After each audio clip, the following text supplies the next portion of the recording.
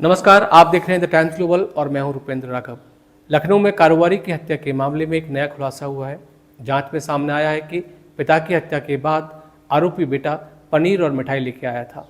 उसकी चाची ने खाना बनाया। इस दौरान आरोपी के चेहरे पर सिकन नहीं थी। वारदात की किसी को भनक भी लगने नहीं दी। उत्तर प्रदेश की राजधानी लखनऊ में शराब कारोबारी और पैथोलॉजी संचालक की हत्या के मामले में रोज नए नए खुलासे हो रहे हैं। पिता की हत्या करने वाले बेटे को लेकर कई खुलासे हुए हैं। पिता की हत्या करने के बाद आरोपी बेटे अक्षत के चेहरे पर पछतावे की सिकन तक नहीं थी। कत्ल के बाद उसने घर में ऐसा सामान्य माहौल बनाया कि किसी को भनक तक नहीं लगी। जिस पिता ने बच्चों की खातिर दूसरी शादी नहीं की, उनके खून से हाथ रगड़ने के बाद अक्षत बाजार से पनीर और मिठाई लेकर घर आया था। मानवेंद्र के भाई अरविंद की पत्नी ही पूरे परिवार के लिए भोजन बनाती थी। हत्या के बाद अक्षत ने चाची को पनीर ला कर दिया। चाची ने खाना तैयार किया और फिर घर के अन्य सदस्यों के साथ बैठकर अक्षत ने सामान्य तरीके से भोजन भी किया। उसने मिठाई भी खिलाई ताकि किसी को शक न हो कि घर के भीतर कोई खौफनाक वारदात हुई है। उधर वारदात के समय आरोपी की बहन कक्षा 11 की छात्रा कृति पिता और भाई के साथ कमरे में ही थी। पिता की मौत के बाद अक्षत ने कृति को खौफ की ऐसी जंजीरों में जकड़ा था कि वह पत्थर बन गई। अक्षत ने उसे धमकी दी थी कि अगर किसी को बताया तो वह उसे भी मार देगा। खौफ का आलम यह था कि 20 फरवरी को कृति परीक्षा देने स्कूल भी गई। उसने परीक्षा दी, लेकिन न तो शिक्षकों को और न ही अपनी सहेलियों को कुछ बताया और न ही कुछ साझा किया।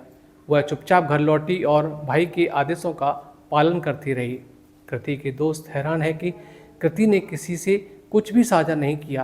कॉलोनी के लोगों के मुताबिक मानवेंद्र अपनी बेटी कृति से बेहद प्रेम करते थे। बच्चों की देखरेख में कोई कमी न रह जाए, इसलिए उन्होंने दूसरी शादी तक नहीं की थी। वे बच्चों की सुरक्षा के लिए उन्हीं के कमरे में सोते थे, लेकिन उन्हें क्या पता था कि जिस बेटे के भविष्य के लिए वे खुद को खपा रहे हैं, वही उनकी जान का दुश्मन बन जाएगा। पिता का कत्ल करने के बाद आरोपी अक्षत ने अंतिम संस्कार का हक भी खो दिया।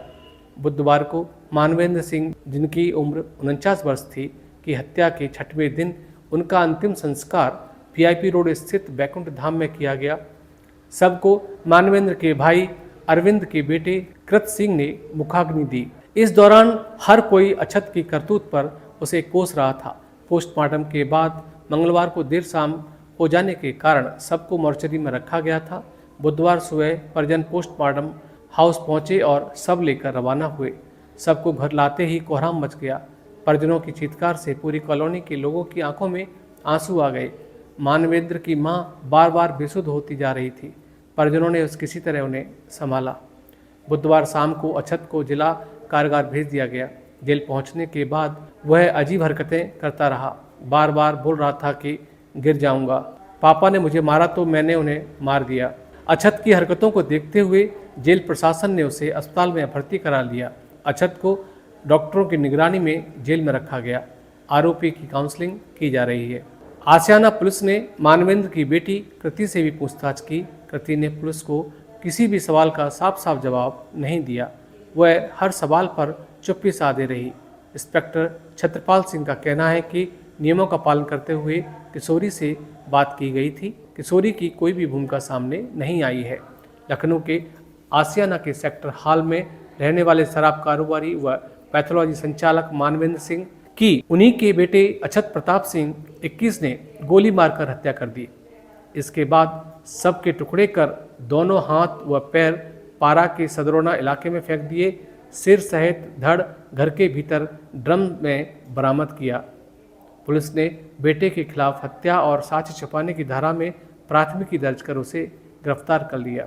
डीसीपी मध्य विक्रांत वीर के मुताबिक 21 फरवरी को आशियाना थाने पर मानवेंद्र सिंह की गुमशुदगी की शिकायत मिली थी।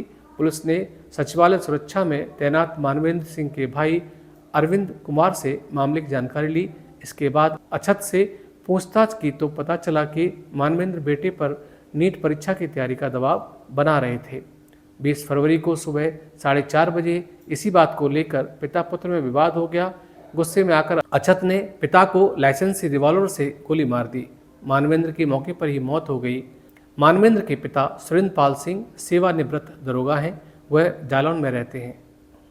वारदात मकान के तीसरे तल पर हुई थी। पूछताछ में आरोपी ने पुलिस को बताया कि हत्या के बाद वह शव को घसीटते हुए भूतल पर लाया, जहां खाली कमरे में शव रख दिया। उसके बाद शव को ठिकाने लगाने का प्लान बनाया। पहले कार में लादकर गोमती नदी में फेंकने की साजिश रची, लेकिन उनका वजन ज़्यादा होने की वजह से ऐसा न कर सका। ऐसी ही खबरों के लिए देखते रहिए द टाइम्स ग्लोबल। धन्यवाद।